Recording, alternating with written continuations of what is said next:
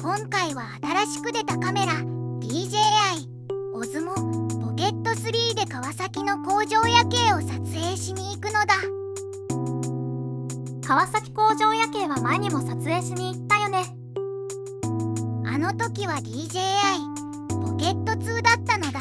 今回は Pocket 3でどれだけ夜間撮影が向上したか確認したいのだ。なるほど。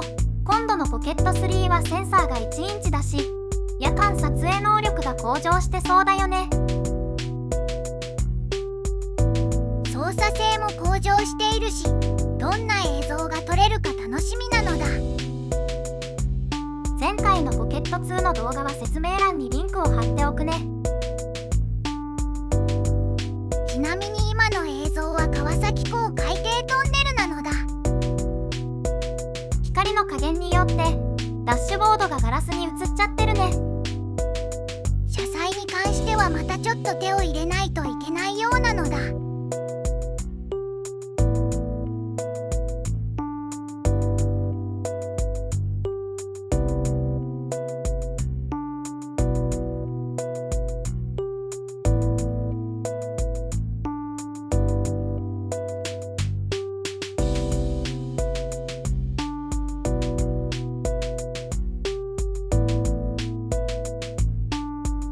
まずは前回と同じ東扇島東公園に来てみたのだ。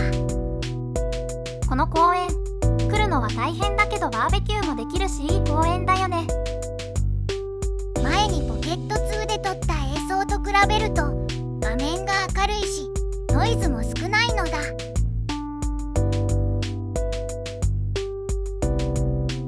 現地ではほとんど真っ暗だったのに目で見るより明るく映ってるよ。でも明るい光源のフレアはかなり出ているのだ。やっぱり何かフィルター買った方がいいかな。向かい岸の工場夜景が見えてきたのだ。ちゃんと雲も映っているよ。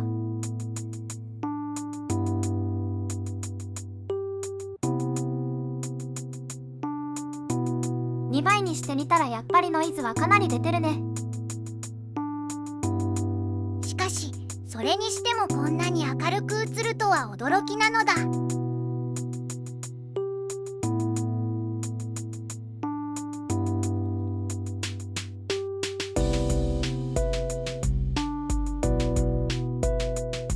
まあ本当に現地は暗いのでこれだけ撮れたらすごいよ。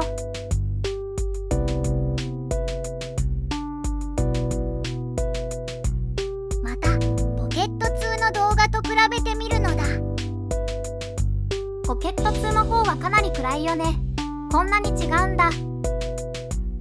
ちなみに両方ともデフォルトのオート設定なのだ。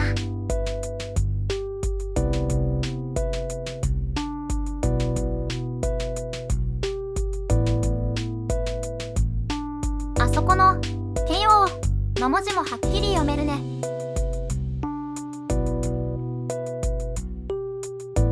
羽田空港に向かう飛行機も映っているのだ。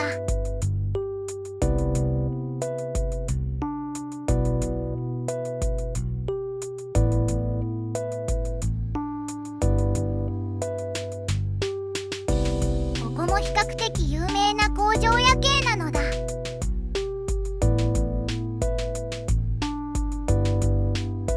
これも昔撮影したポケット2と比較してみるね。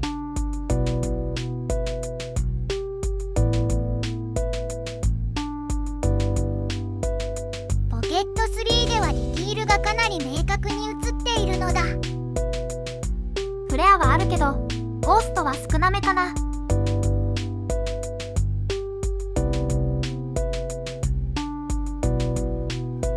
今度は2倍ズームにしてみたよ。さすがに少しボケた感じだけどデジタルズームだから仕方ないのだ。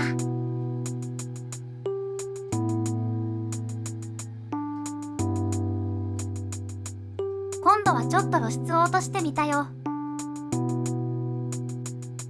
こっちの方が現地での人間の見た目に近いかもしれないのだ。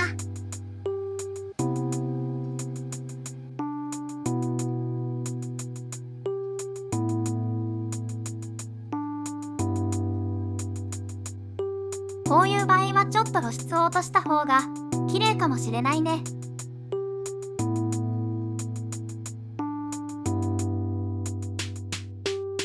これは近くにあった炎を出してる煙突なのだ。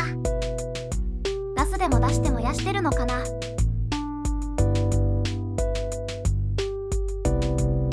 露出を落とした方が炎がくっきり見える気がするね。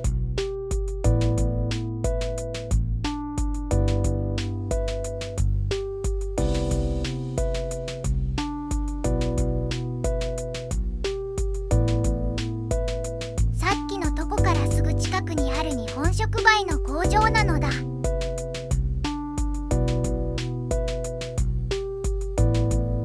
こっちも少し露出下げてみたよ。どっちがいいかな。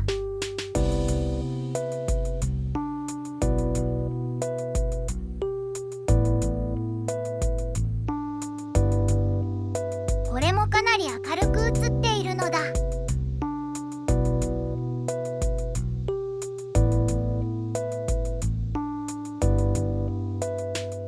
露出下げてみると暗闇感は増すね。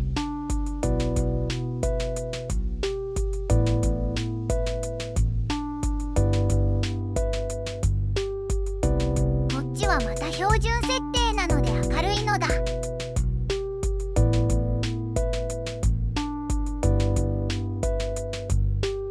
こっちは露出を下げてみたよ。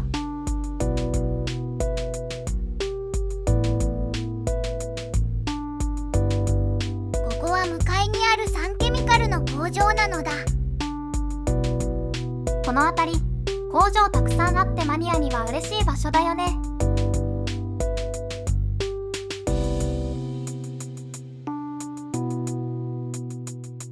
ここは対岸にある工場が見える千鳥運河だよね。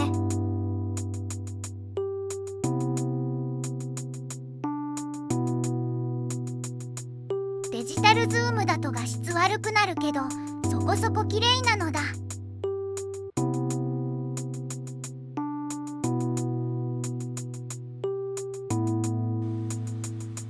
ここは浮島町にあるエネオスの石油精製所なのだ。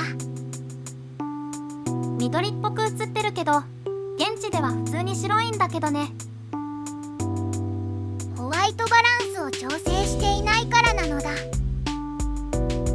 緑っぽいのはこれはこれで綺麗な感じだけどね。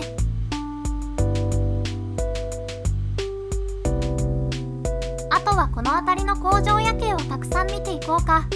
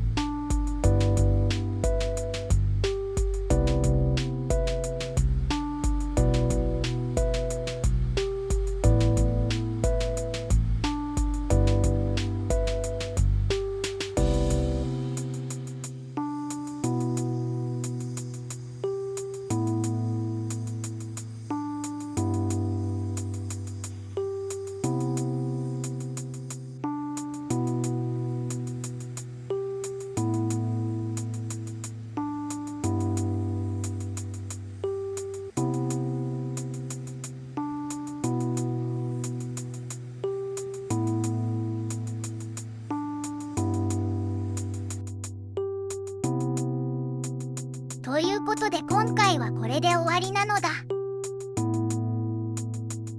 DJI オズモポケット3の実力が分かってきたよ。最後まで見てくれてありがとう。よかったらチャンネル登録してね。ではまた次回なのだ。